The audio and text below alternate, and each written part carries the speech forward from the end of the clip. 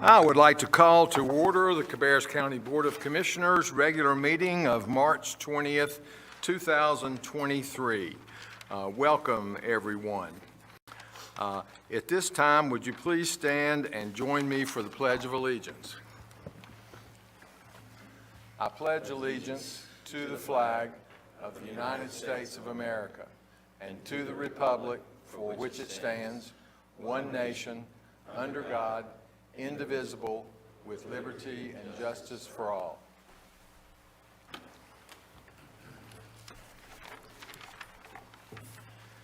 As our invocation tonight, I would ask if you join me in a moment of silence.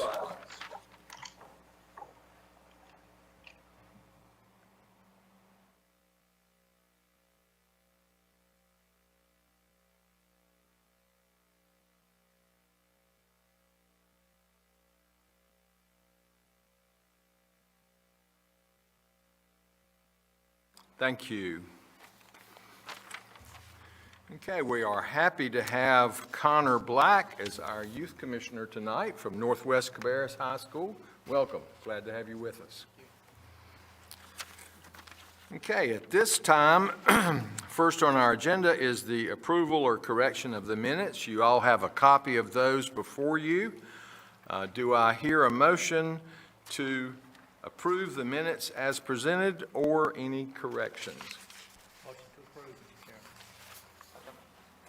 Chairman. Okay, we have a motion and a second. Any discussion? All in favor, please say aye. Aye. All opposed, no. That motion passes.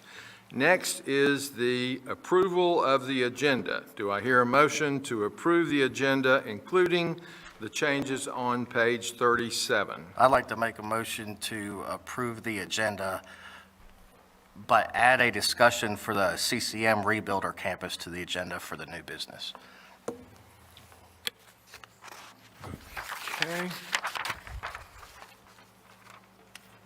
Do I hear a second? I'll second that motion.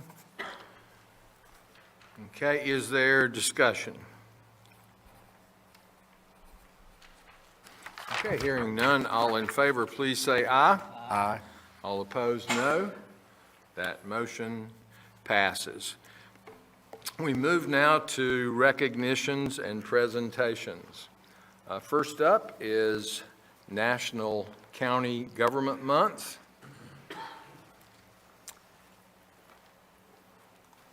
And I will read that proclamation.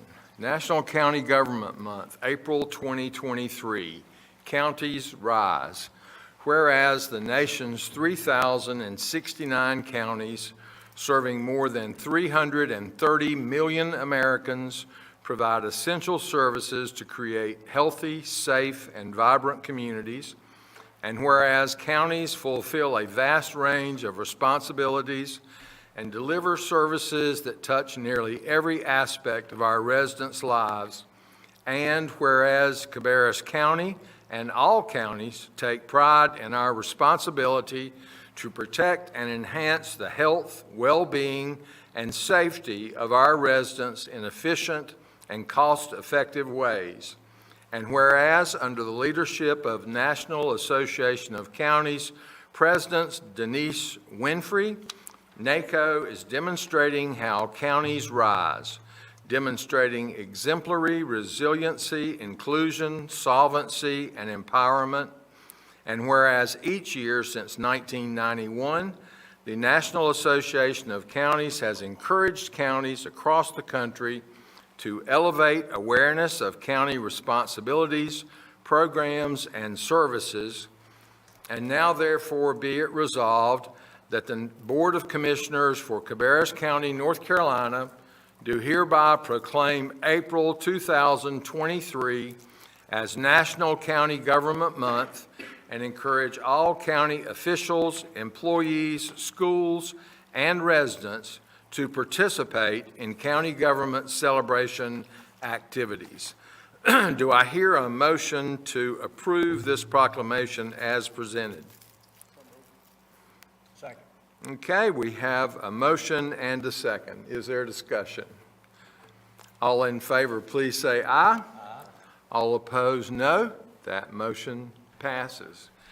Next up is a proclamation for National Donate Life Month, and Commissioner Shue will present that proclamation. Thank you, Mr. Chairman. Let me back up here just a minute.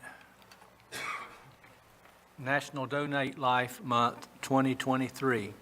Whereas more than 104,444 men, women, and children in the United States currently need life-saving organ transplants, and more than 3,469 of those people are North Carolinians.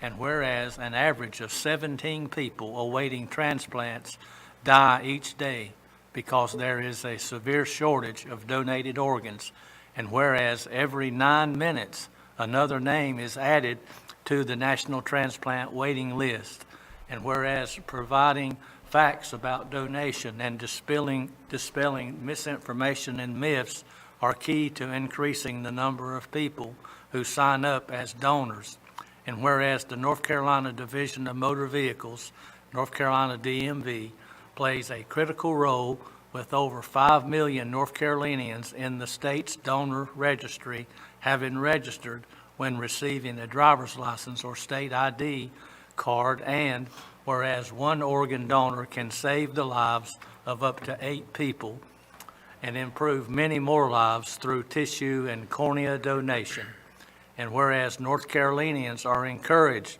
to get the facts about donation, discuss their wishes with their family, and sign up as donors via the North Carolina DMV or online at www.donatelifenorthcarolina.organization register. And whereas residents of Cabarrus County have been touched by donation as recipients of life-saving transplants and as members of donor families who have literally given others a second chance at life.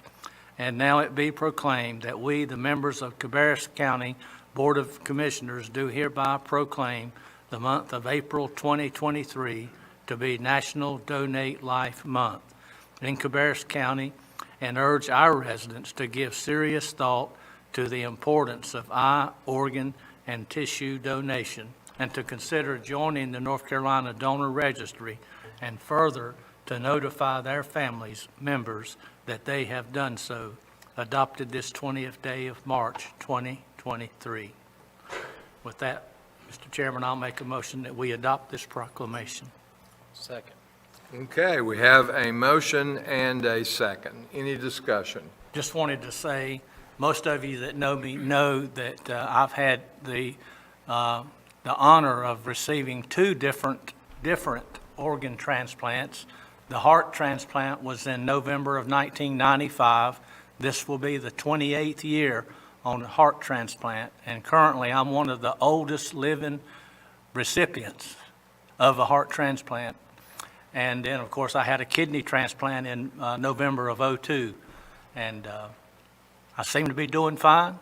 My kidney donor's doing fine, and got a little more issues than I've had in the past, but we're working through them.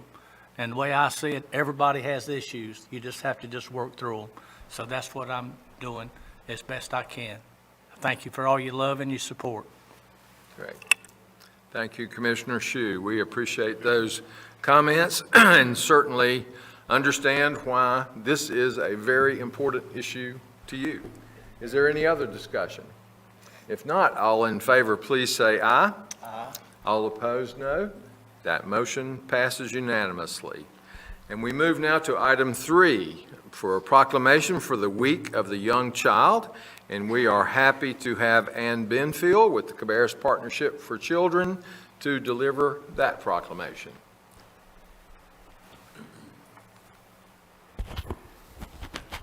Thank you, guys.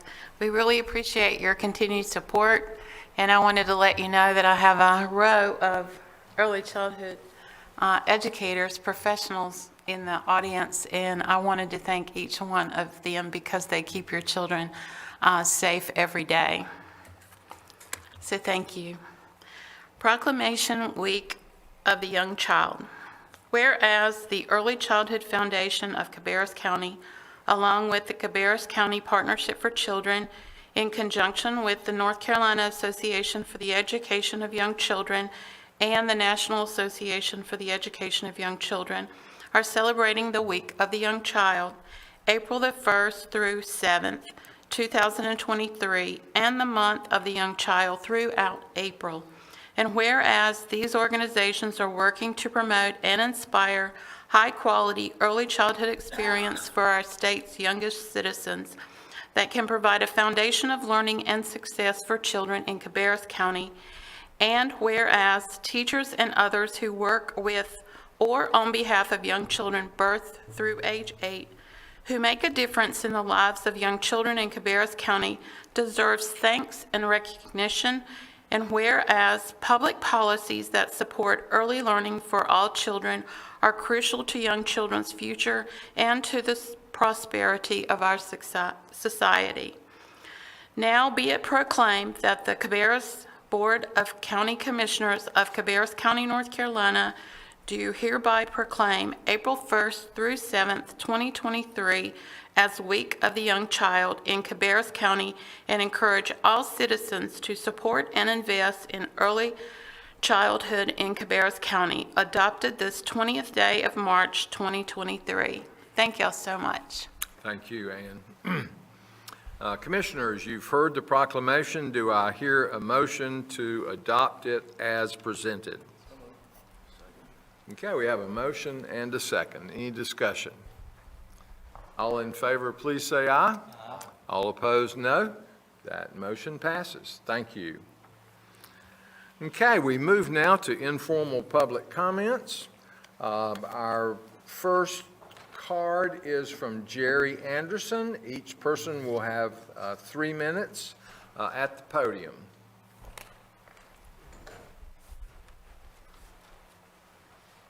Jerry Anderson. You know why I'm up here, and I'm telling a story about what happened to my child. Anyway, I have this little red folder here. It's got a list of the people I believe responsible for taking my daughter. I put it on my tabletop at night, and I'm praying over it. And I've been praying over it the past 3 nights, and been praying hard.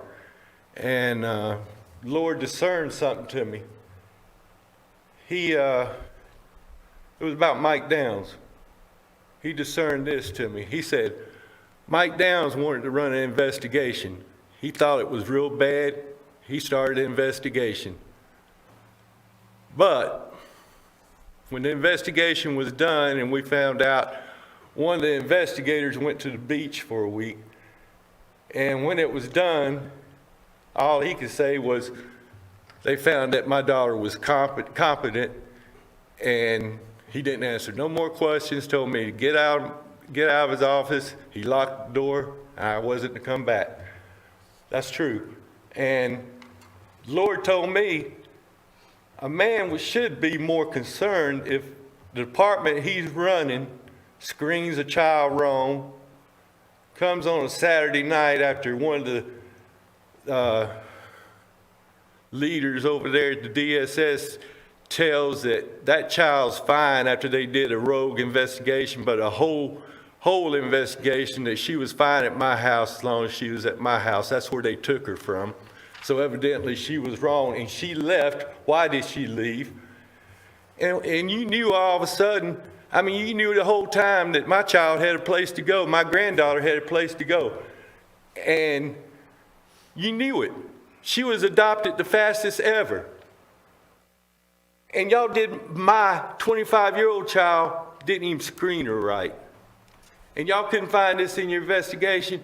Your investigation was only to shut me up so you could say you investigated it, which you didn't.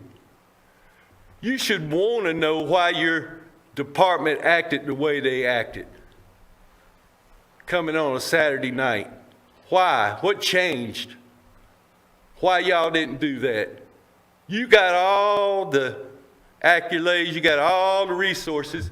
You can find the answers for me. You ain't answered the one answer that I've asked. Never did. Don't you think a veteran citizen that's been here 15 years and done no wrong, that you come and take their child from their house? I pray, and you know, I wonder why the Lord hadn't told me just turn around and don't look back. There's one righteous person up here, I'm sure, but not you, Mike Downs. Okay, our next card is from Jeter Anderson.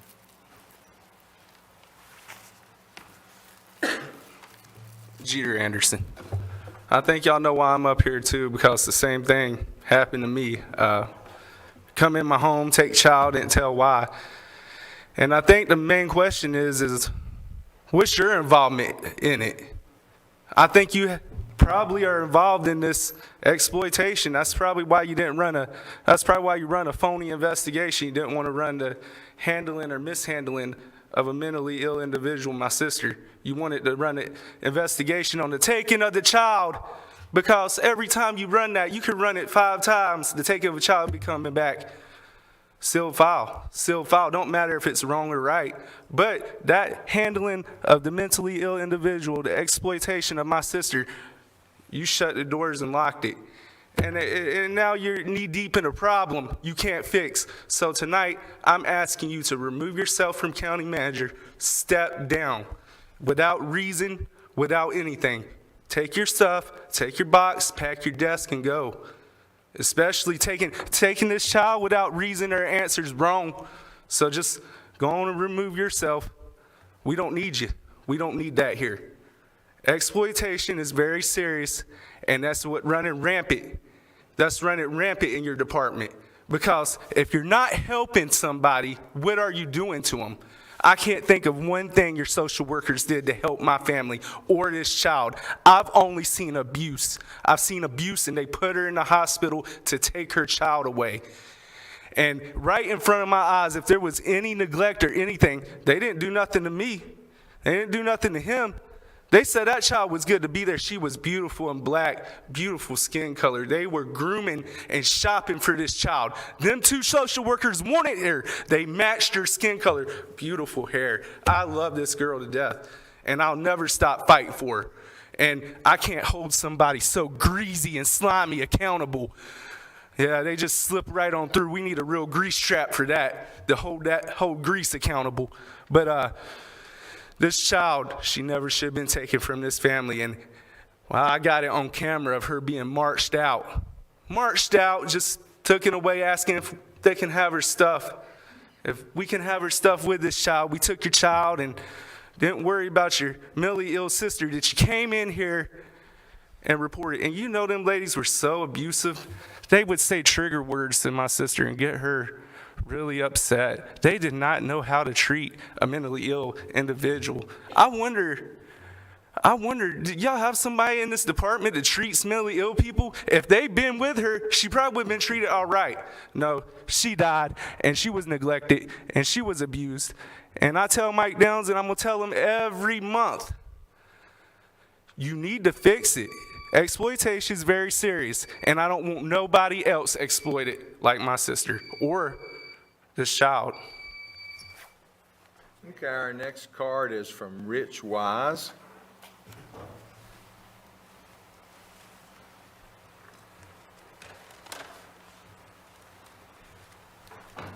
Good evening, Commissioners. My name is Rich Wise. I'm a citizen and taxpayer of Cabarrus County. I'm also a councilman for the town of Midland.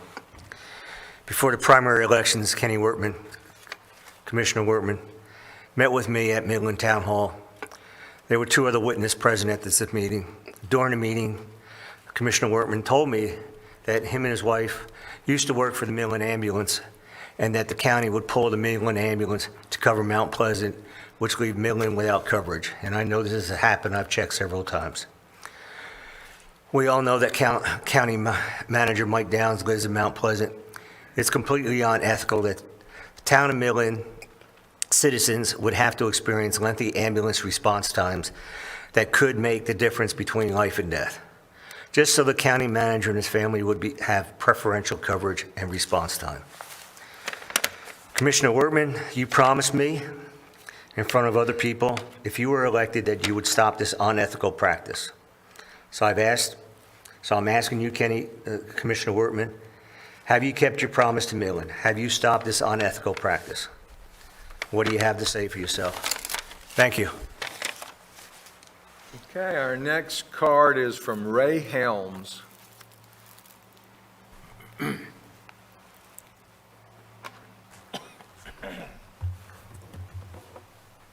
I've been attending all the meetings that I possibly could to learn.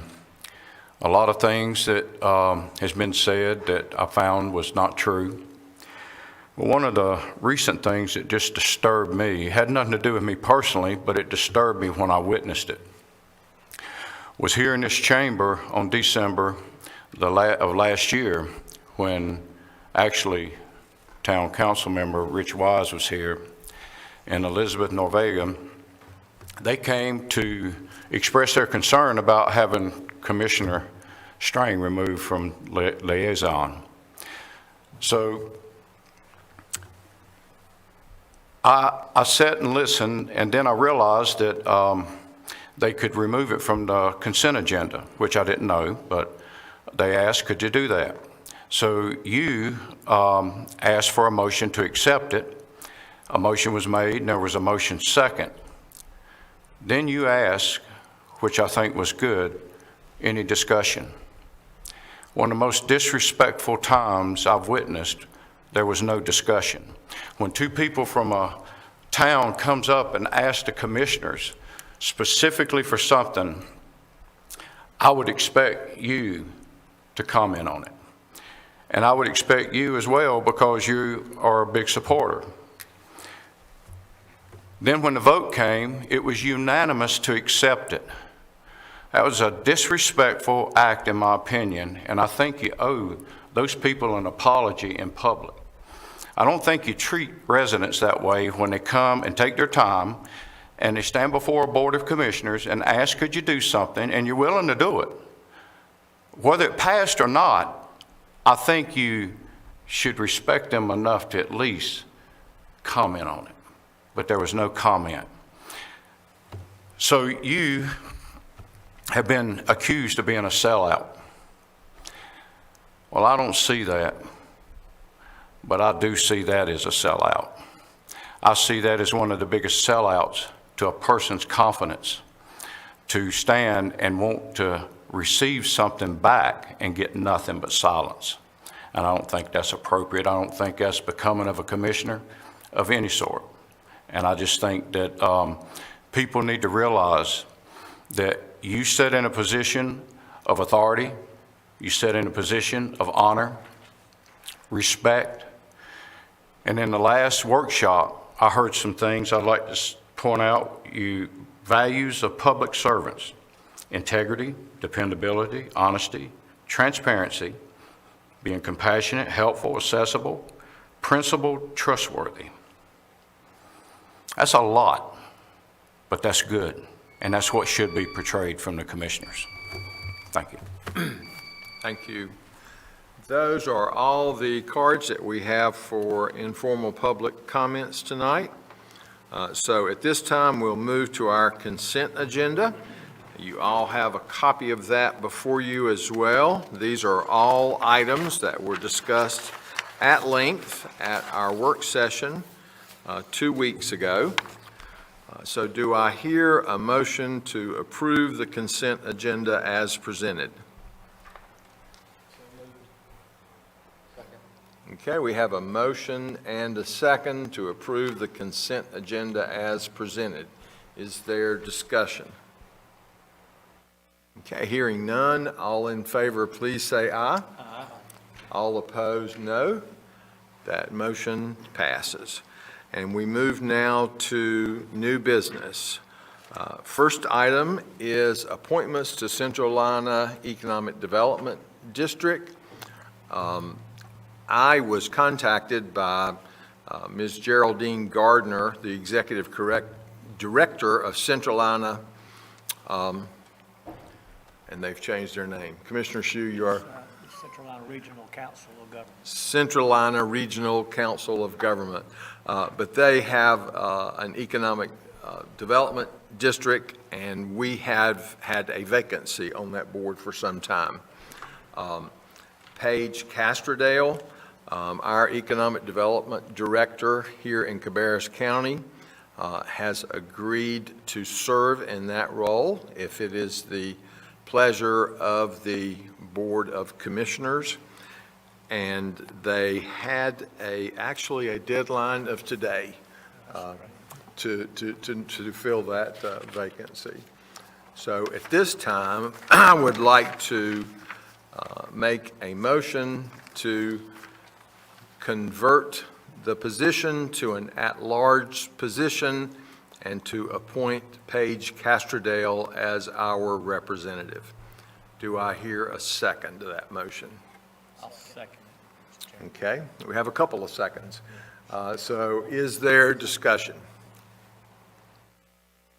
Okay, hearing none, all in favor, please say aye. Aye.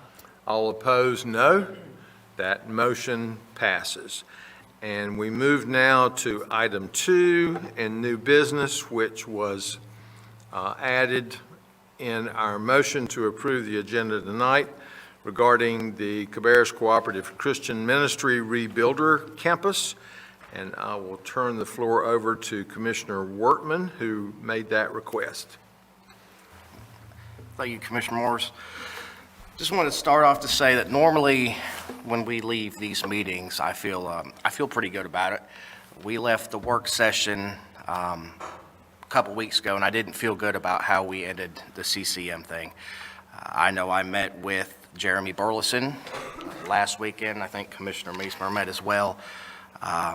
And I wanted to make it clear that for this item that I added, I'm solely talking about the Rebuilders Campus, not Grace Place. We're just talking about the Rebuilders Campus. Commissioner Morris made a comment during our work session that people always talk about helping those in need and helping those that are less fortunate. We have an opportunity to do that with the Rebuilders Campus in a pretty large way. Just running off of their numbers, I was going to put up a graphic.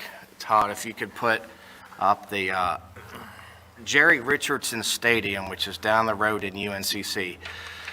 That seats in Phase 2 a little over 30,000 people. That is it empty.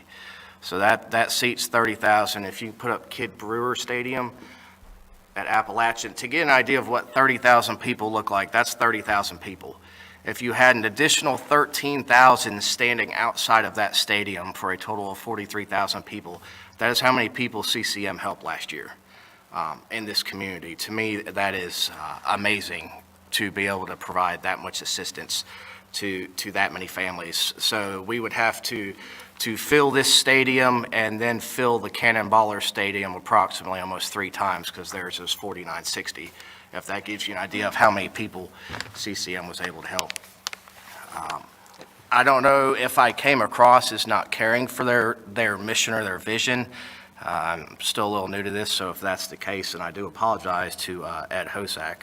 That's not how I intended to come across, but I'm also not too big to sit up here and apologize if that's how it looked. I think for him to have this and to get this vision done would do the citizens of this county a massive benefit, and he needs 2 things for that. He needs $1 million from us because the city of Concord and the city of Kannapolis backed out. That's not a knock to the city of Concord, the city of Kannapolis, but we have an opportunity to lead with this. We have an opportunity to make those funds available and allow them to purchase that land. He has a lot of fundraising to do, $13.5 million. So he needs $1 million, and he needs a massive step of faith for us to make this possible. And my purpose tonight is to take that step of faith, and I am going to put forth a motion. I don't know if I do that now or wait till everybody has a chance to discuss it. I don't know quite how that works. But that is my intention, is to put a motion forward to fund this for them. I would like to pull $500,000 from the ARPA funds that we have left, and then $500,000 from the Commissioner's Contingency Fund. the purpose of this Rebuilders Campus out of their strategic plan for this building. The program outcomes for the people that graduate this will be debt reduction, academic stability, healthy lifestyle, transportation, personal responsibility, employment, credit improvement, nutrition habits, financial education, life skills, family stability, savings account, child care established, health care, and social connectivity. And then the Rebuilders Campus project will establish a 400% increase in the number of households entering CCM's transitional housing programs. The increase in capacity will address approximately half the current level of need in Cabarrus County for families and senior adults. So after talking with Jeremy, the people that we're talking about are the people that are on a fixed income. My mom is retired, who is paying $800 a month in rent. Next month, they come in and say it's $1,200. She hangs on as long as she can, and then she's out of a house. Those are the people they're targeting. They're targeting single mothers with children. So those are, I can tell you, I'm not a single mother. I'm married, and raising 5 kids is incredibly difficult with 2 parents. I couldn't imagine doing it as a single parent. So for me, that's my intention with this. If for the discussion, that's where I plan on going with this, and I would like to see this hopefully passed unanimously. But if not, I would be happy if we get this passed, because I think it would be great. In answer to your question, we can either have general discussion about this with a motion to follow, or if you would like to go ahead and make a motion, or make what you just said in the form of a motion, and then if we get a second, then we can have discussion then. I'm fine having a discussion now, at least that way everybody's talking. I'm still going to make it regardless, but we'll at least do the discussion now, if that's okay. Sure, absolutely. So we'll open up the floor for discussion on this item. Just a quick question, Commissioner Wortman, refresh my memory, how many people will that serve, the Rebuilders Campus? The actual number, I don't think I have in front of me, but that Rebuilders Campus will allow them to increase 400%. So what they're going to basically be able to do, from my understanding, is this will address up to 40% of the the situation. We're always going to be behind. We're never going to be able to get out in front of it, but this brings us up from, I think it was 10 or 19% to almost 40% to be able to help. Yeah, I may be able to add a little bit of information to that. This is, of course, when you say how many people will this serve, over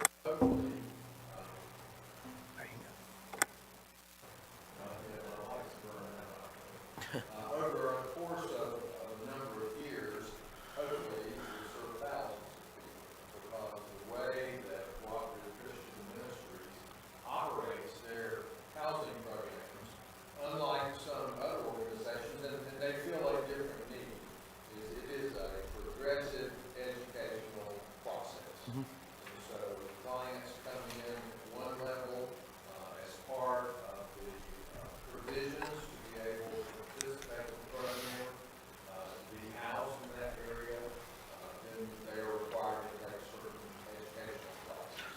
So there are certain marks that they have to meet, certain milestones along the process. And so the entire project is designed to move people to self-sufficiency as much as possible. There are several other programs that Cooperative Christian Ministries already is operating. One of those was my father's house, which has undergone some changes recently as far as the space available for that. They have teaching houses. They have some other congregate sites where folks go through that process as well. So, and I'm certainly not in any way saying that this board has been supportive of the night shelter. That Salvation Army is in the process of completing now, and they do wonderful work, and I'm glad that we have been supportive of that. This meets yet another need, and I think that the fact that this is a concerted effort to get people out of that situation so that they can move on, be self-sufficient, take care of their families, and if my mic is not on, well, the button is pushed down, so I'm sorry.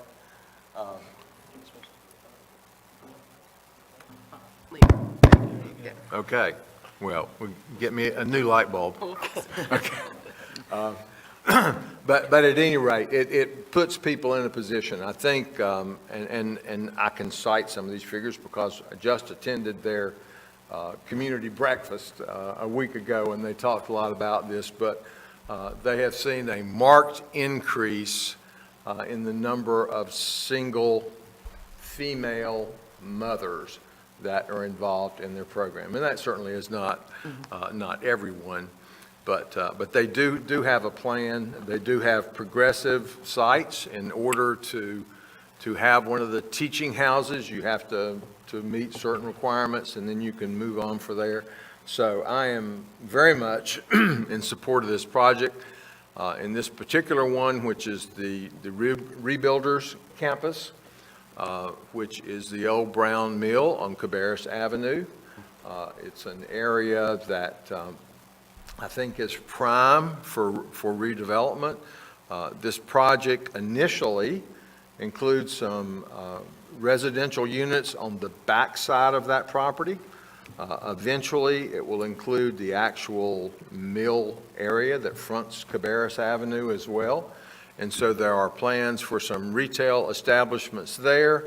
I think, not 100% sure on this, providing some employment opportunities for some of the people that are housed in that facility. There have been conversations with some other agencies about providing some health care opportunities there, perhaps through the Cabarrus Health Alliance and some other agencies. It is located on a bus route. Transportation is easy to and from this site. They are also in close proximity to the Dream Center, which is just up the street. So folks will have access to services that are available there. There are just a lot of pluses, I think, to this project. So I am very much in support of it. I would hope that if this board takes a leadership position in providing the funding that's been proposed by Commissioner Workman, that will perhaps set an example for some of the municipalities that may want to also join in support of the project. I think we have already allocated $2 million of some of the rescue plan funds to the cooperative ministry for this project. As I think you all know, they have been very important partners with the county in our distribution of the rental assistance funds that were also part of the rescue plan. So there is a proven track record there, and we have had a partnership that has worked before. So we're working with people that we know. And I could talk on for quite a while because I feel very strongly about it, but I'll open up the floor for other discussion. I've got the numbers here. It says that the project is designed around a facility that can serve 48 households of families, which ends up being 160 to 180 adults and children each year, which represents approximately half of the current level of need for the transitional housing. Okay, that's what I was looking for. One other question, well, two questions, and I guess, Rodney, this question's directed at you. As far as the ARPA funds, how do we have the 500,000 if we were to go forward with this? So I think if I heard you correctly, it would be 500,000 from the board's contingency.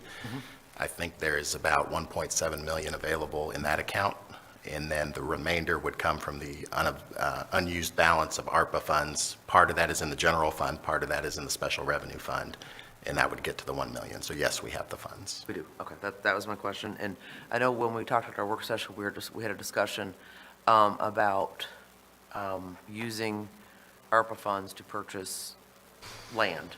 I just want to make sure we had clarification that that is allowable. So there were two items we discussed. So the purchase of the land, we know that is a permissible use, so that is not a problem.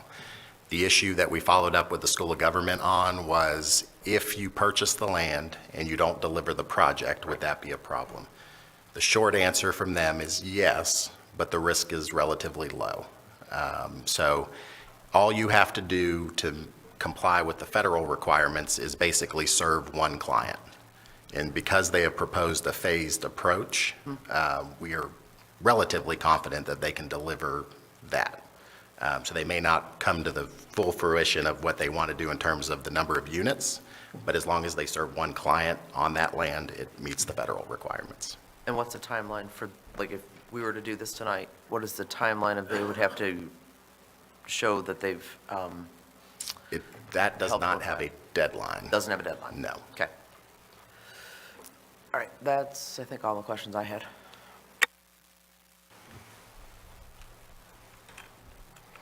I got a couple of questions. So I know they came to our last work session and gave a presentation, and we talked about both projects that they were working on. Now, as far as, so there'd be 48 housing units. Is that correct in what you come up with? Yeah, 48. Okay, and now what's the timeline as far as like the program? Someone wants to be involved in this program. To get a residency there, is it a permanent thing? Do they rotate in and out? Like, what would be their length of stay in a unit? I didn't bring that one in here, but it isn't a permanent. They start off typically in the My Father's House, which that's not a specific location.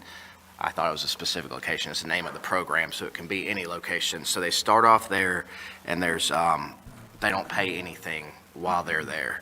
Then they graduate from there and move to the next one, and that next phase, from my understanding, the My Father's House is anywhere between 30 and 90 days. And then when they move to the next one, it can be anywhere from like 6 months to 18 months. And then they start paying a little bit for their services, and then they would transition into something, I assume, like this. I'm not exactly sure where this one falls in that transition. Right. But it helps bring them up and teaches how to pay their bills. So it's not just a free ride. Like, they start at the beginning and they have to graduate all the way through to that. Okay. Yeah, whenever I met with Mr. Burleson, he had walked me through some of that and what they're currently working on, and it seems like a great project, or a great timeline and assistance to some of these folks. But I was curious about, this project in particular. Could somebody stay there 2 years, stay there 5 years? Don't know. I don't know the exact Okay. one on that one. And then, and so at this facility too, there would be the programs that you had mentioned as far as rebuilding credit or budgeting. What other kind of programs do they offer? This is in their, this is their business development plan for the actual Rebuilders campus. And in here, it says that the program outcomes, well, in addition to creating new housing capacity, it provides safety, nutrition, and access to health, academic, employment, and spiritual supports, incorporates education and training services into a structured transitional housing program, overcome barriers preventing access to vital resources for household and financial sustainability, and operate within the principles and values of affirmation, accountability, personal responsibility, and perseverance.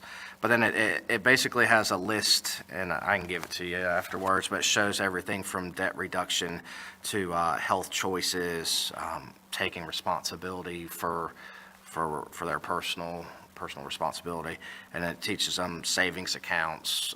It's just a step up to eventually have them transition to where they're completely on their own. Okay. And then going back to, the county has already allocated $2 million to this a project, I guess, whichever project they want to use it for, if it was the Grace Place or this project. So the county, this board has already allocated $2 million to them, and I know it was mentioned, or, we discussed it at the work session as far as with that being tied to the ARPA funds, if that could come back to us eventually, and I know Rodney had just kind of touched on that. The last time I had talked to the attorney here, Evan, he was going to see if there was a way that we could include in the contract that we would not be on the hook for that 2 million if this doesn't pan out, because it makes me nervous that, you know, we committed the 2 million, if we commit another 500,000 from that fund, that, you know, if this does not come to fruition, they buy the property, and then we're going to be on the hook. The county tax dollars are going to be on the hook for the $2.5 million, the county taxpayers. Now, the 2 million originally was federal, you know, tax dollars, but it makes me concerned that, you know, we could be putting ourselves in a situation of, you know, putting the Cabarrus County taxpayers on the hook for additional 2.5 if it doesn't completely pan out and, you know, come to fruition. Now, I will say, you know, I think that this project is a great idea, and I think that the Brown Mill is a fantastic location for it, revitalization of that area. And as Chairman Morris mentioned, you know, it's right there by the bus line. I think that, you know, I was impressed with it. I would like to, however, before I could vote on this, I would really like to have a comprehensive presentation. I mean, we had the presentation at the work session, but this is a lot of money that we're talking about to approve, and, you know, I would like to have a better idea, a comprehensive presentation from them about what all it encompasses. Okay, other discussion? Mr. Chairman, I wanted to make a few comments. If I listen to my fellow board members, and everyone has got merit in everything they said, Chris, you know, I feel your concern that there could possibly come back.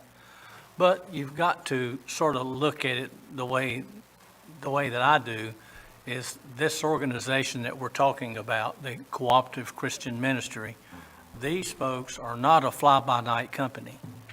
I mean, they are helping people by the thousands. They have been helping people by the thousands. And what they're wanting to do here is to help 48 more families, potentially 175, 180 people that do move in and move out. And Chris, to your question about how long do they stay there, if it's the same program that I toured, the Dream Center, they have a similar program like that. And my understanding is they keep you until you get it, until you get how to pay your bills, how you get to be responsible. And I remember Doug Stafford was with me that day, and he told me that some of them have been up there to 1.5 years, as far as 2 years, and they wouldn't just let go of you. In other words, they get you in there, you meet the criteria, and you do what you're supposed to do, and when they see that you can do it on your own, you sort of move on to your own. But until then, they hang on to you, Chris, and it could be 1.5 years, 2 years. But why would you want to bring somebody in and get them straightened out and say, okay, here you go, you're on your own? Until they prove themselves that they can do this, they don't let go of you. And I was sitting here just thinking, you know, about a lot of things, actually.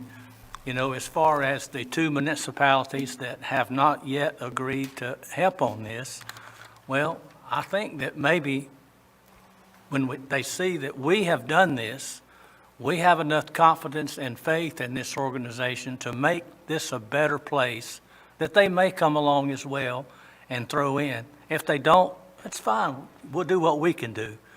That's all you can do is what you can do. And I was concerned about the budget part too, but I talked with some of my fellow members, and they said that we had the 1.7 in contingency. We need 500,000. We've only got just a couple of more months in this fiscal year, and so we don't have anything earmarked for that. So why not use that? And then the ARPA funds, we got 575,000 in that account, and we can take the 500,000 from that account, and that would give us the $1 million. And truthfully, I wish we could do more. But, you know, if we could do that, I would be very pleased. And one final comment that I was thinking about as we sat here and I listened. And I think what speaks well of a community, of a group of leaders, is how well they take care of their students, how well they take care of the homeless, the widows, the seniors.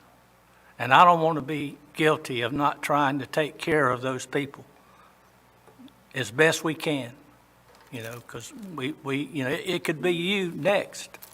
It could be me next. And I would surely want somebody to be there to help me. And I know you would too.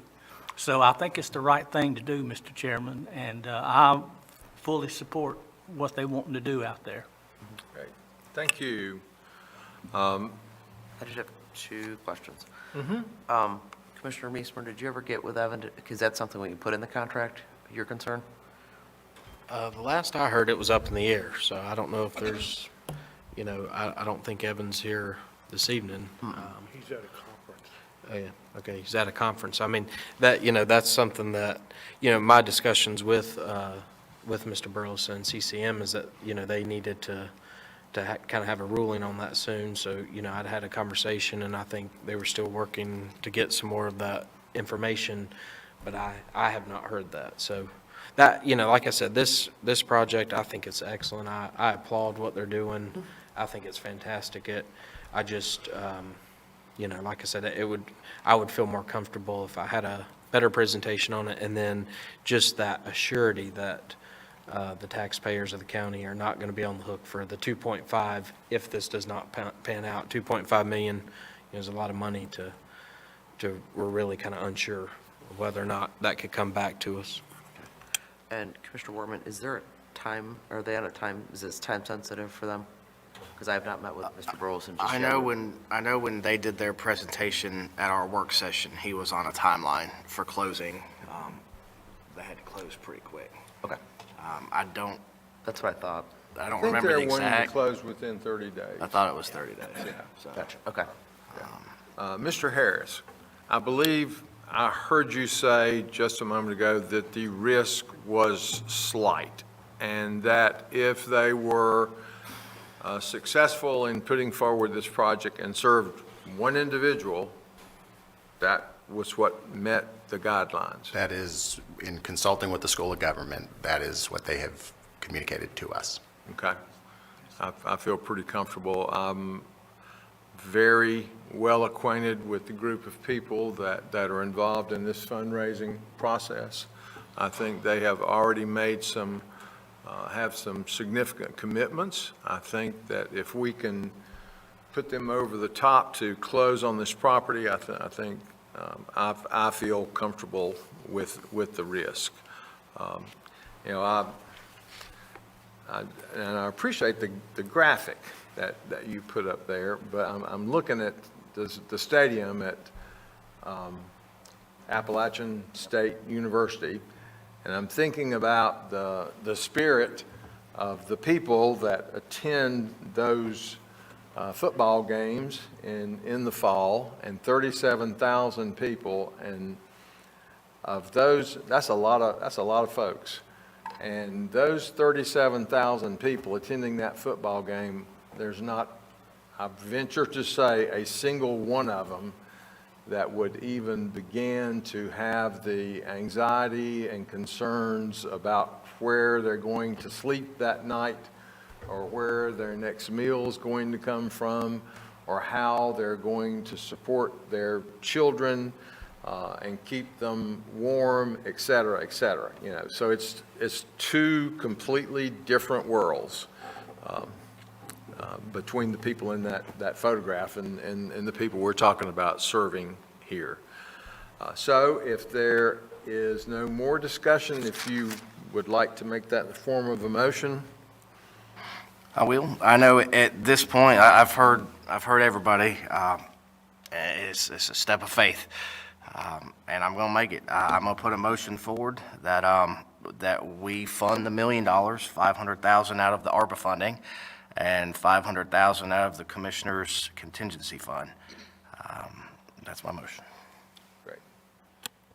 I'll second the motion, Mr. Chairman. Okay, we have a motion and a second, which has been thoroughly discussed, but we'll open the floor for any additional discussion, if anybody has We anything. make an amendment to that motion to ensure, like, the contract, like we discussed, that, you know, if for some reason that didn't come to fruition, we would not be on the hook for the portion of this portion here. That would be up to the maker of the motion as to whether he wanted to accept any amendments as well as the seconder.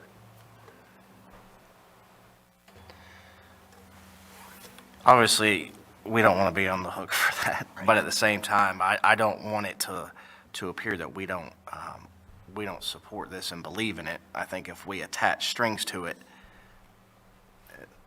you know, it can be a question of, well, you guys don't really have anything to lose. It's just, I guess lip service is the best term to use. I don't, that's my concern with that, but at the same time, you don't want to be on the hook for that. So for me, I just want to make sure we're covered and they're covered. I fully support this project. I'm just trying to look out for the taxpayers and them as well. I agree, and I got faith that they can raise it. That's my faith. My faith is that this team can raise 13 and a half. That is a big step of faith, but we're called to serve, and we're called to serve those who are, not just us, but the lost, the least, the left behind, the forgotten. And I have the faith that they can raise that 13 and a half. So I'm going to leave the motion as is. Okay, any additional discussion? Okay, hearing none, all in favor, please say aye. Aye. All opposed, please say no. Okay, that was, did you vote no or yes? No. Okay, that's Commissioner Workman, Shu, and Morris, yes. Commissioner Meismer and Strang, no. And that motion passes 3-2. Okay. And we move now to receive updates from commission members who serve as liaisons to municipalities or on various boards or committees. And so I'll open up the floor for those reports at this time. I can go first. Okay. We attended the education legislative meeting, was it last week? Yeah, I think so. Very informative, the needs Cabarrus County Schools. for Cabarrus County, the needs that they have. It's pretty significant as far as the social workers, the psychologists. We're not even remotely close to being at the numbers that they need. It's just amazing to see their needs and to see the justification for it. So I know we have some looking to do at budgets and everything else to see what can be done. Central Cabarrus Vikings, the 3A men's basketball state champions, they won the championship. We have 5 Cabarrus County schools, elementary schools for their VEX robotics teams that earned a world championship berth. That's for what I have for the school board. For active living in parks, they need applicants for the Parks Commission from Midland and Northwest planning areas. The senior games registration is extended through March 24th. Anyone 50 and over is eligible. Archery classes are starting at Camp Spencer Park the 3rd Friday of each month. Hunter education classes will begin on Saturdays. And if you have questions, you can contact Active Living and Parks for additional info at 704-920-3471. And that should be it for me. Okay, any other reports? Yes. I attended the HCCBG meeting since our last meeting, and one thing of note, that the Lunch Plus program the price will increase from $5.10 to $5.43 due to the increase in food costs. So those seniors that are receiving the Lunch Plus program will see a slight increase, 33 cents increase in their senior meals. And out of those, we serve, I'm trying to find the number, 240 meals per day. on that senior lunch program. Additionally, I attended the Kannapolis Board of Education meeting. Next year in the 2023-2024 school calendar, or school schedule, there will be a start time adjustment to handle transportation issues that they are currently having this year. Currently, 15% of students in the elementary schools are having a delayed start. They're coming to school late because of the transportation issues they're having. Additionally, on the operations side of things, they are erecting the cupola off the old Cannon Mills building. It will be about 30 feet behind the marquee in front of A.L. Brown High School, lighted, and they're going to hopefully have that completed this spring. One other note, this weekend, myself, Commissioner Meesemer, and Chairman Morris attended the Youth Commission Summit. We just came out of a meeting prior to this meeting, and we discussed what worked, what didn't work, what do we change for next year. The summit was great. I think the kids had a really good time. I know I did, and I think they really learned a lot. And in our discussion before this meeting, I think the intent is to go forward and do that again next year with some little minor adjustments. Nothing crazy, but some adjustments. And one other note, I did attend the Midland Town Hall meeting in Commissioner Wortman's absence, and the one item that they did note is they passed a resolution to for Highway 2427 Rocky River Bridge renaming in honoring of the line of duty death of Lieutenant Urey, who passed away in 1971. I believe I just spoke with Chief Bailey prior to our meeting. We will be seeing a resolution coming to our board in support of that as well next month. Okay, thank you. Any other reports? Okay, I'll add just a couple things on what Commissioner Wortman said about Central Cabarrus. I'd pull this from one of the news reports. The Central Cabarrus Vikings, propelled by their brand of fast tempo pressure, secured their first state championship since the year 2000 with a 65-51 win. The win caps off a perfect 32-0 season. So they have won 32 games in a row. Certainly something to be proud of, and we are proud of it. And I think our mention of it tonight does not supersede the fact that we may do something a little bit more formal later on, perhaps invite them to be present at one of our next meeting and be formally acknowledged and express our admiration and appreciation to them, but good job for Central Cabarrus. This is the Vikings' first championship in 23 years, so that is quite an accomplishment and certainly something to be proud of. I think perhaps somebody mentioned we attended the Kannapolis Educational Foundation breakfast last week, and we're very proud that the Cabarrus Health Alliance was named as their Friend of Education Award at that meeting as well. So they had some very, very kind things to say. And as was mentioned earlier, the Cabarrus County Schools Legislative meeting last week was very educational. I think that they emphasized some of the concerns that have been expressed by this board in dealing with behavioral health issues and talking about how significant that is in our schools today. It's a different world than we experienced when most of us were in school.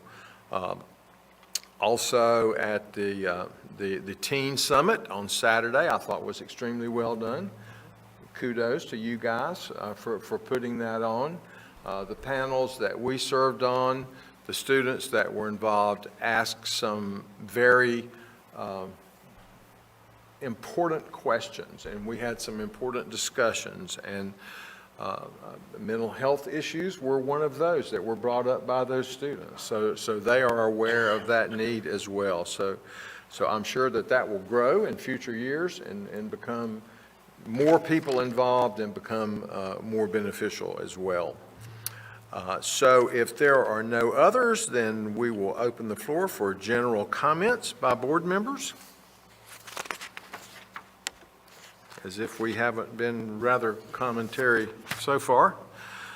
Hearing none, we do have need of a closed session tonight. So at this time, I would entertain a motion to go into closed session as authorized by North Carolina General Statute 143-318, 11A and 3 for a discussion of pending litigation. Okay, we have a motion and a second. Any discussion? All in favor, please say aye. Aye. All opposed, no. We are now in closed session. Connor, thank you for joining us tonight. It's a pleasure to have you. Thank you all for being here.